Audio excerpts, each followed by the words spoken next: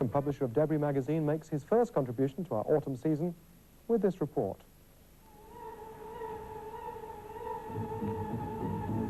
This is Heptonstall Church in Yorkshire, high up in the Pennines. Just over the hills there is Haworth Parsonage, where the Bronte sisters live. And this is the unlikely setting for Sylvia Plath's grave. Sylvia Plath didn't live here, and she wasn't born here, and she didn't die here. But the reason why she's buried here is because at the time of her death in 1963, which was by suicide, as you might know, she was legally married to Ted Hughes, our present Poet Laureate.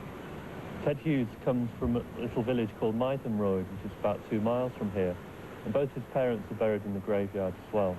Hughes brought Sylvia Plath here on numerous occasions, and despite the bleakness of the area, she liked it here. In fact, she wrote poems based on her experiences in this district, including one called November Graveyard. At the essential landscape, stare, stare till your eyes voice the vision dazzling on the wind.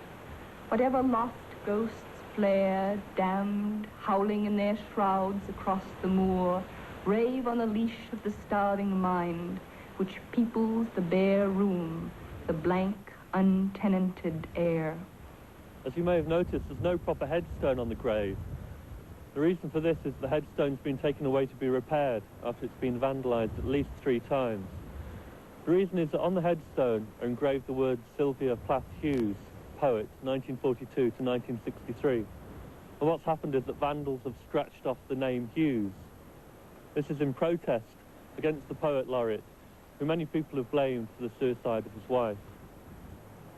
25 years after the death of Sylvia Plath, the myths surrounding her life continue to grow.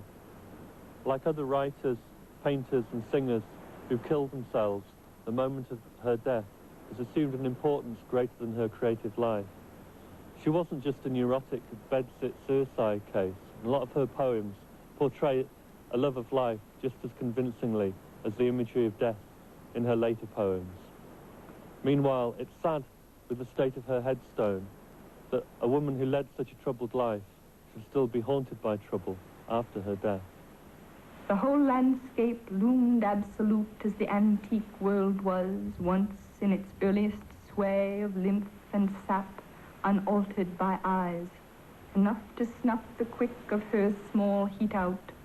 But before the weight of stones and hills of stones could break her down to mere quartz gripped in that stony light, she turned back